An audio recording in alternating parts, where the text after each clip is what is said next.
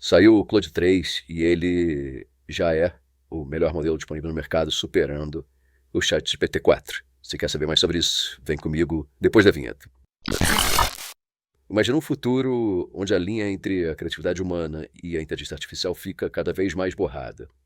Onde as máquinas elas não só aprendem, mas elas efetivamente criam e analisam e inovam, né? A gente sabe que inovação é a criatividade que gera valor e as máquinas estão chegando nesse ponto. Então hoje a gente vai mergulhar no universo do Claude 3, que promete definir os limites de onde essa tecnologia está hoje, o estado da arte e da criatividade também. Então, apresentado como um marco na trajetória da IA generativa, o Claude 3 ele desafia conceitos que a gente pensava antes imutáveis e introduz uma nova era de possibilidades. O que isso significa, né? Essas frases elas estão quase gastas dentro do universo de inteligência artificial. Como é que esse modelo afeta nosso entendimento sobre inteligência artificial, sobre criatividade e sobre ética? Estamos falando do Claude 3. É a nova geração que redefine a excelência em inteligência artificial. Tá? Então, ele tem 3 variantes, o modelo High, o modelo Sonnet e o modelo Opus, e cada modelo oferece um espectro de capacidades, do básico ao extraordinariamente avançado, atendendo a diversas necessidades e diversos orçamentos, claro. O Claude 3 ele não supera só os seus antecessores e seus concorrentes nos benchmarks de inteligência, mas ele também estabelece um novo padrão para o que a gente espera de sistemas de IA em termos de compreensão, de fluência, de aplicabilidade prática.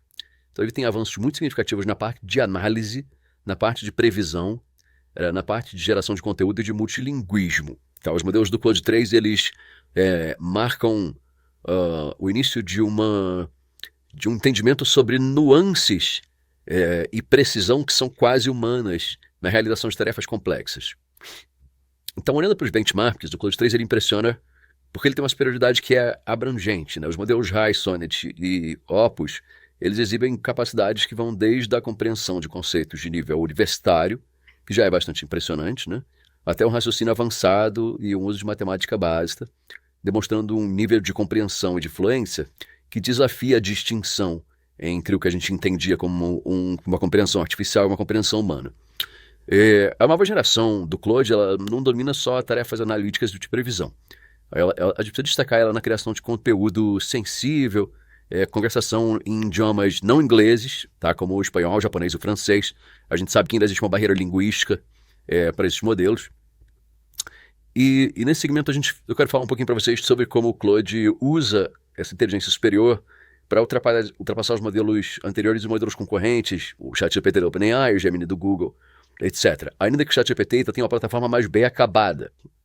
O Claude 3, ele introduz uma família de modelos com capacidades únicas. Tá? O High, ele é destinado a tarefas que requerem respostas muito rápidas e eficientes. Então ele é a porta de entrada, em termos de modelo, e ele tem soluções práticas com um custo bastante acessível. O Sonnet, ele equilibra custo e desempenho. Ele é ideal para empresas que querem otimizar operações sem comprometer a qualidade. Ele tem a habilidade de processar volumes de dados muito grandes. Então ele é um aliado valioso para quem está implementando tomadas de decisão baseadas em IA, dashboards com análises preditivas e prescritivas em contextos de negócio e transformação digital. Já o Opus, ele é hoje o ápice da inovação, ele redefine os parâmetros, né, de mercado com o estado da arte e com capacidades que superam os benchmarks estabelecidos, ele compreende e gera conteúdo com nuance humana e realiza análises preditivas e interpretações complexas em diversos idiomas. Ele é um modelo que eleva o padrão, oferece soluções de ponta e, claro, por isso ele é bem mais caro. Além dessas distinções, é importante dizer que o Claude 3 ele impressiona pela capacidade multimodal. Tá? Então ele integra muito bem as habilidades visuais e textuais. A gente sabe que o ChatGPT já integra o DALL-E ali dentro, mas é uma multimodalidade limitada. Então essa capacidade ela permite análise de imagem, gráfico, texto, abrindo possibilidades para interpretação de dados não estruturados. O que é particularmente importante na automação de workflows e processos. A introdução de agentes subordinados também é um avanço notável, né? Uma coisa que a OpenAI já tinha feito, que o Claude 3 precisava fazer e que atende bastante às expectativas. Então, ele pode delegar tarefas específicas a modelos especializados, né? Criando aquilo que a gente convencionou chamar de AutoGPT, e alcançando resultados mais precisos e eficientes por causa disso, pela criação desses agentes. Esses avanços eles não demonstram só um potencial quase ilimitado, né, em campos variáveis. eles levantam questões muito importantes sobre ética, sobre o futuro da criatividade. Então, como é que a gente garante que essa tecnologia beneficie a sociedade como um todo? Como é que a gente assegura que a tecnologia caminhe lado a lado com a responsabilidade ética? Né? É um momento sensacional para quem tem o interesse por tecnologia e filosofia ao mesmo tempo. Viver isso é bastante impressionante. Como é que isso impacta o mercado? Bom, a introdução do Claude no mercado de AI, ele vai com um pequeno terremoto de expectativas e possibilidades, né? A gente não achava que, além da OpenAI, a Claude chegaria nesse lugar tão rápido. Então, a capacidade de superar esses benchmarks com uma gama diversificada de funções coloca o Claude 3 no centro da discussão, das atenções em aplicações criativas e analíticas. Como é que isso pode revolucionar setores como arte digital, análise econômica? Tem benchmark de análise econômica impressionantes. Ele tenta fazer uma leitura sobre como é que está a economia internacional e fazer previsões sobre a evolução do PIB das principais economias do mundo com um nível de profundidade analítica sensacional. Realmente bastante impressionante. Isso traz desafios sobre propriedade intelectual, autenticidade, futuro do trabalho criativo e analítico. Bom, como é que a gente pode garantir que essa transição seja feita de uma maneira ética e benéfica para a sociedade? É um problema à parte, né? Mas que fica cada vez mais claro e cada vez mais importante para a gente. Convida a gente a imaginar um futuro onde a inteligência artificial complementa a criatividade humana. Isso acho que já é dado, a gente não deveria ser mais uma questão, né? A inteligência artificial vai substituir a criatividade humana? Não vai.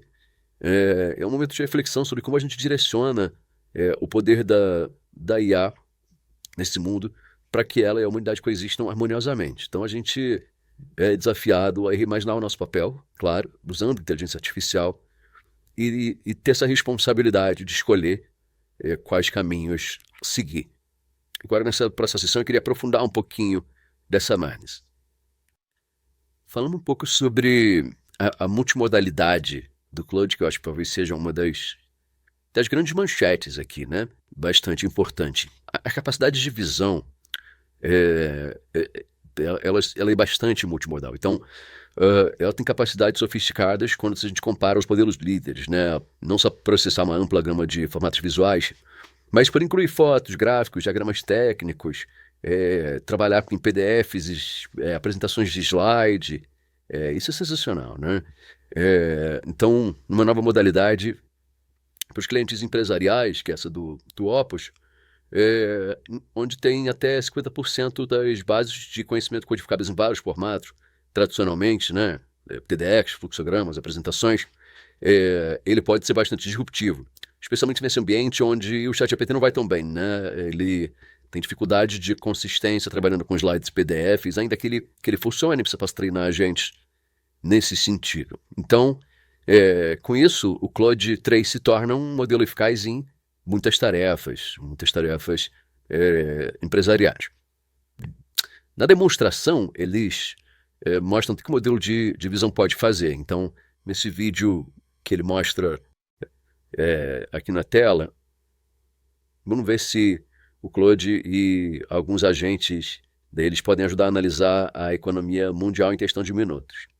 Então, eles pedem para o Claude 3 Opus, que é o maior modelo da família Claude 3, da Anthropic, para analisar as tendências de PIB dos Estados Unidos, escrever uma tabela de Markdown, do que ele está vendo, fornece ao Opus todos os outros modelos da família, um treinamento extenso sobre o uso de ferramentas, e uma das principais ferramentas que ele está usando aí é a visualização da web, né, que é uma coisa que os outros modelos também não fazem bem.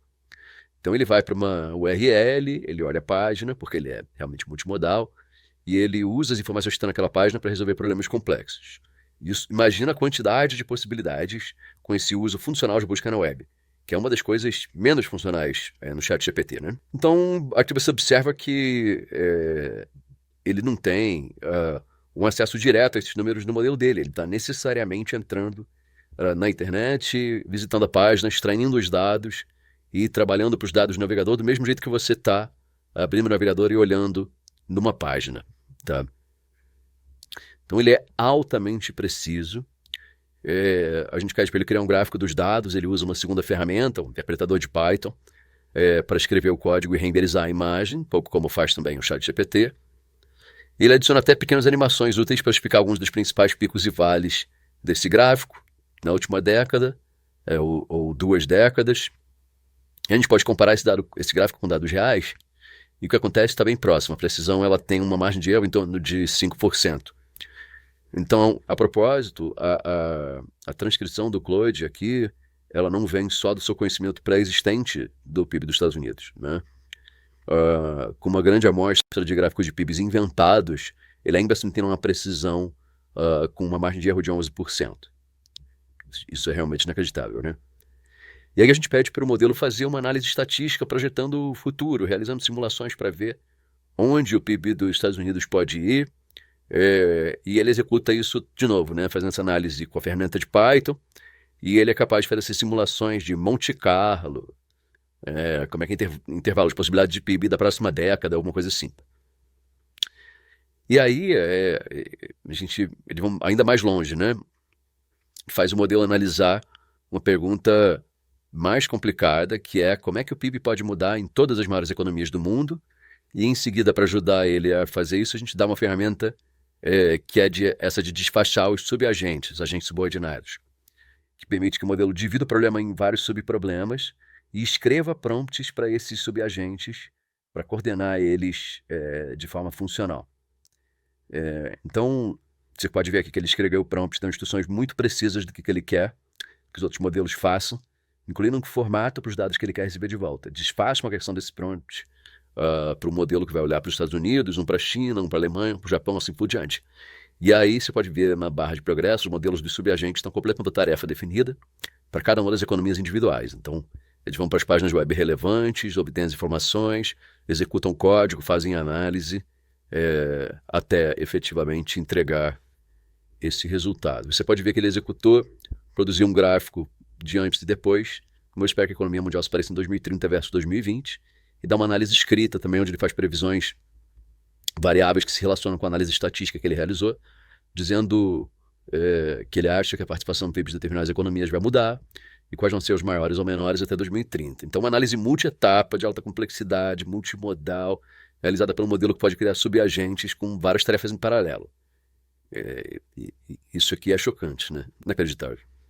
Nessa parte final, a gente vai explorar um pouquinho sobre como é que ele se compara nessa corrida das IAs pela transformação digital das empresas. É cedo ainda para dizer, né? A gente precisa de testes mais profundos, mas com a capacidade de criar agentes subordinados, com a capacidade de ser bastante multimodal acima dos outros modelos, com esse benchmark de capacidade analítica no estado da arte, o Claude é um forte candidato para soluções de automação de processos de ponta a ponta, de workflows, de ponta a ponta no modelo que a gente chama de AutoGPT, né? A gente que é capaz de realizar tarefas completas com várias etapas em vários formatos sozinho. Claro que a gente está bastante ansioso para ver o que vai sair do GPT-5 com a OpenAI. A gente sabe que a própria Microsoft tem desenvolvido o AutoGen como uma solução de automação de processo com agentes.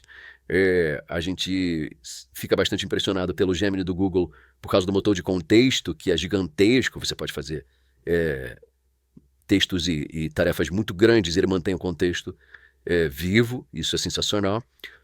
Então essa é uma briga de cachorro grande, que a gente vai ter que testar e esperar um pouco para ver, mas não há dúvida de que com esse lançamento o Claude 3 está no páreo e que a briga vai ser boa. Fica ligado aqui no canal, se inscreve, dá like, comenta no vídeo, conta pra gente o que mais você quer saber sobre o universo da inteligência artificial, da transformação digital e dos futuros do trabalho, e a gente se vê já já.